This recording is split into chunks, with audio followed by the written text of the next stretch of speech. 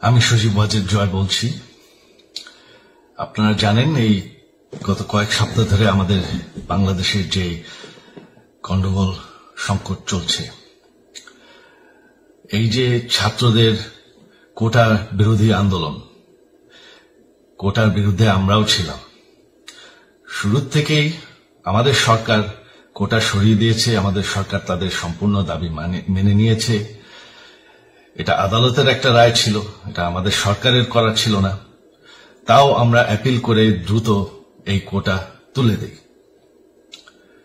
তাতেও আন্দোলনকারীরা সন্তুষ্ট না। আমরা তাদেরকে আলোচনায় ডেকেছি, আমরা একটা জুডিশিয়াল কমিশন করেছি যে সংঘর্ষে যে হত্যাকাণ্ড হয়েছে সেটার বিচারের জন্য। অনেক পুলিশ অফিসার যারা অতিরিক্ত ফোর্স ইউজ করেছে তাদেরকে আমরা সাসপেন্ড করেছি। তাতেও এই আন্দোলনকারীরা সন্তুষ্ট নয়। আমরা যতই ছাড় দেন, প্রধানমন্ত্রী নিজেই তাদেরকে ডেকেছেন যে আসেন আমরা আলোচনায় বসি, তাতেও তারা সন্তুষ্ট না। আমরা যতই ছাড় দিতে থাকি, যতই তাদের দাবি মেনে নিতে থাকি, তারা কিছুতেই সন্তুষ্ট না, তারা খালি দাবি বাড়িয়ে যাচ্ছে। এখন দাবি হচ্ছে যে সরকারের পতন।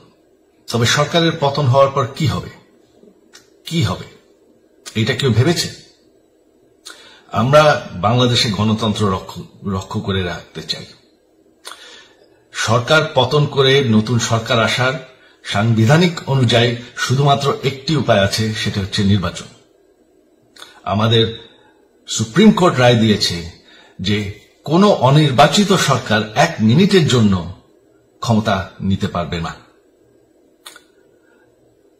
তো তাদের এই নির্বাচনের দাবিও যদি আমরা মেনে নেই, তো তারা তো এই পর্যন্ত কোন দাবি, আমরা যত দাবিতেই রাজি হয়েছি তারা তাদের দাবি বেরিয়ে যাচ্ছে।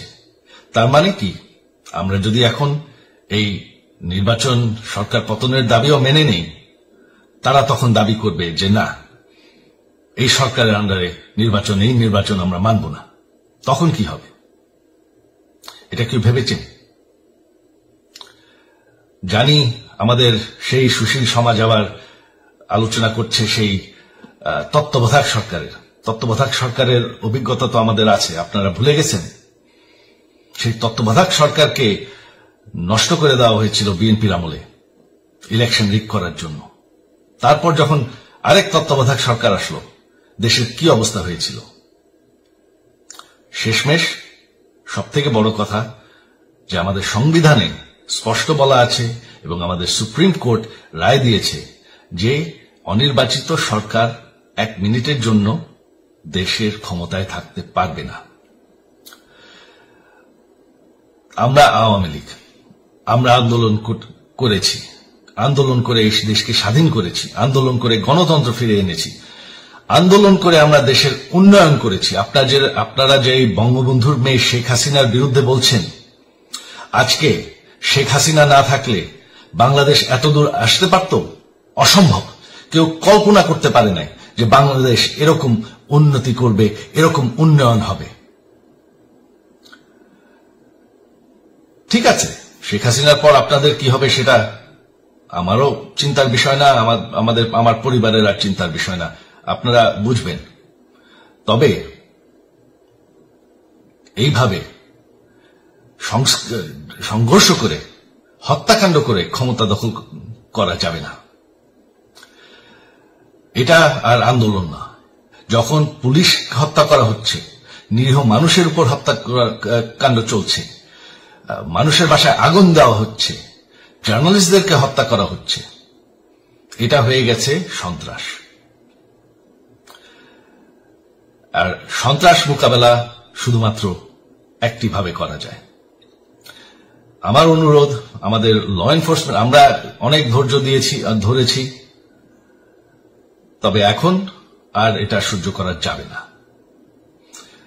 ল এনফোর্সমেন্ট এজেন্সি, বিজিবি এবং কি আমাদের মিলিটারির প্রতি আমার আহ্বান যে আপনাদের দায়িত্ব হচ্ছে আমাদের দেশের মানুষকে নিরাপদ রাখা। এবং আমাদের দেশকে নিরাপদ রাখা, আমাদের দেশের সংবিধানকে নিরাপদ রাখা, সংবিধানকে রক্ষা করা। তার মানে 1 মিনিটের জন্য কোন অনির্বাচিত সরকার আমাদের ক্ষমতায় আসতে দিবেন না। এটা হচ্ছে আপনাদের দায়িত্ব, কারণ সেইটা হলে আমরা আবার পাকিস্তানের মতন হয়ে যাব। আমাদের এই যে 15 বছরের উন্নয়ন সব শেষ হয়ে যাবে। বাংলাদেশ এর থেকে আর কোনোদিন ফিরে আসবে না। আমিও সেটা চাই না, আপনারাও সেটা চান না। আমি সজীব ওয়াজের জয় যতদিন আমার পক্ষে সম্ভব আমি সেটা হতে দেব না। জয় বাংলা, জয় বঙ্গবন্ধু।